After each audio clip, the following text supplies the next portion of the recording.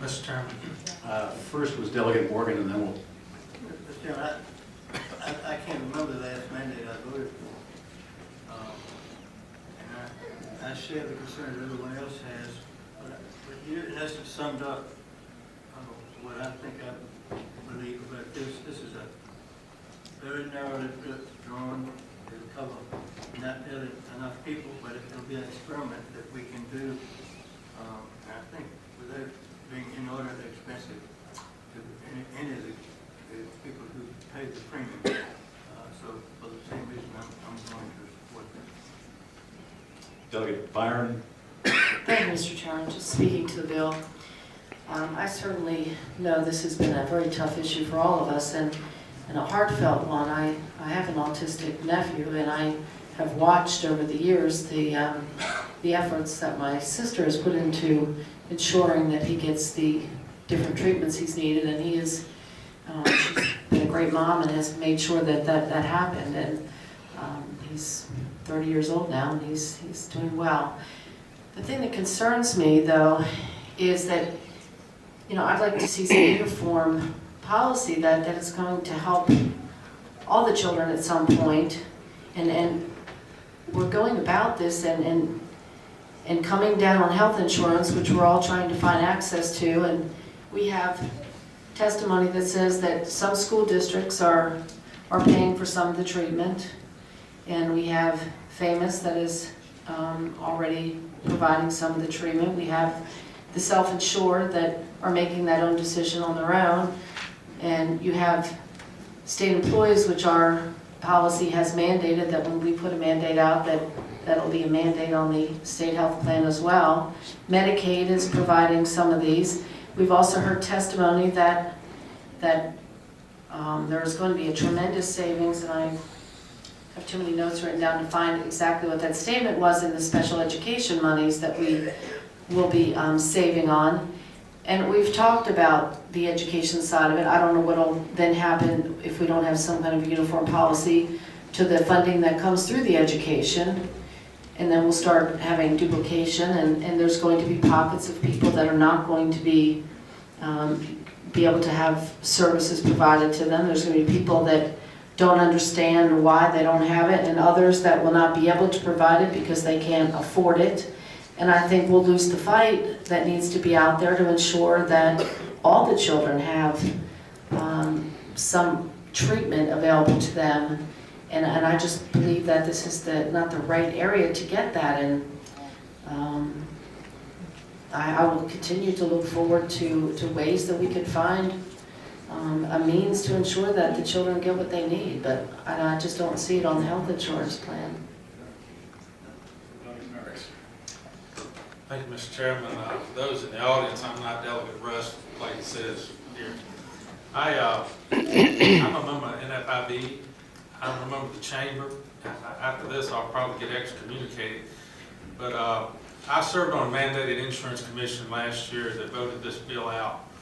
And I did a lot of research, and I did a lot of homework, and I talked to a lot of people. And I was convinced in my own mind that this was the right thing to do. Now, in light of that, we had some limitations, and I felt like this time we needed some limitations. So I don't know if it was my suggestion or not, but I said I could support a 2 to 6 limit. I could support a cap. That way, I know that autism people are probably not all that happy. The business people are not all that happy, and that's a true compromise. Nobody's happy. And, but I can tell you that we are dealing, and just to echo Kathy's remarks, we are dealing with a flawed system with mandates in the Commonwealth of Virginia. We already have mandates, and they're there. And I sort of made a commitment that if I heard the word mandate anymore, I wasn't going to do it. But in this situation, I'd be going against what I did before if I did any other way, because I firmly believe that this is the right thing to do. But the problem is we're taking a lot of money here and funneling it down to a pendulum. It's like laying on a bed of nails. We can all lay on a bed of nails, but it'd be hard to lay on one nail, wouldn't it? And exactly what we're doing, we're laying on one nail when we do this, but we do that with all the mandates because they're not covered this, we're not covered this. I own a small business. I have 15 employees. When I went back home 2 weeks ago on Friday afternoon, I get in the office at 4 o'clock. My insurance guy calls me, he says, by the way, I got your renewal for your health insurance. Premium went up 40%. It went up 20% last year. That's 60%. Now, did the mandates cause that? Somewhat, not all of it. Some of it's the age, I'm getting old and everything else. The point is that businesses can't afford all of this cram down. So I felt like it was a good compromise to come up with a bill that would limit the time, limit the amount, see if it can, what effect it would have, and press forward. So I just want you to know where I'm coming from, and I support the bill. Thank you, Mr. Chairman. Delegate Nixon. All right, thank you, Mr. Chairman. I want to make just a couple of quick comments, and I don't want to feel like I'm repeating myself too much, but I mean, I'll applaud Delegate O'Bannon and the proponents. I think House Bill 303, even though I always have been, I hope I always will continue to be concerned about mandates, this is a much more reasonable approach than what we had last year.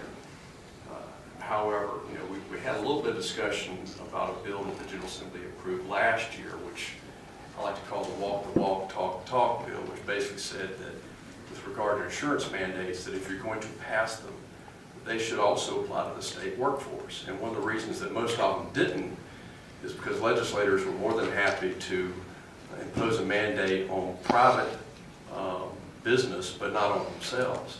And so unfortunately, I don't know if this is the first, but I guess one of the very first mandate bills of this session, we have an exemption to take that requirement out. And we know that the reason it's taken out is because we know there's actual dollars and cents involved. And I don't want to narrow the debate down to just one of dollars and cents, because I know that there are human lives involved, and I do not want to in any way say that that's an appropriate comparison. But what it does say to us about legislators is that I think it's very troublesome to me at any rate that we would be willing to pass a bill that would force a business to do something, particularly during these times, that we're not willing to do to ourselves. So, Mr. Chairman, I hope that we won't support the motion before. All right, there is a motion before us to recommend reporting House Bill 303 in the substitute form. All those in favor of that motion will answer the call of the clerk. That's what we're going to do. We're going to have the call of the clerk. Delegate Morgan? Aye. Delegate Byron? No. Delegate Nixon? No. Delegate Janice? Pass. Delegate Merritt? Delegate Joanna? No. Delegate Tyler? Aye.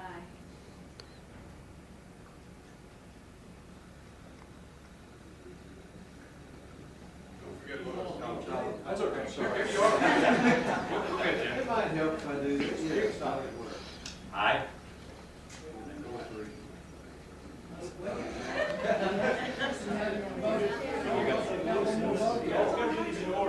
I'm sorry, Delegate Lewis? No. Is there anyone else who has not been called? It's 4-4. Delegate Janice. I'm not going to vote yes, I'm not going to vote no. Abstain? All right. The motion fails on a 4-4 tie. I want to thank the committee. I do want to tell you that this probably isn't going to go away. Thank you. Thank you, Delegate. Delegate Janice. Delegate Albo was here. Is Delegate Albo still?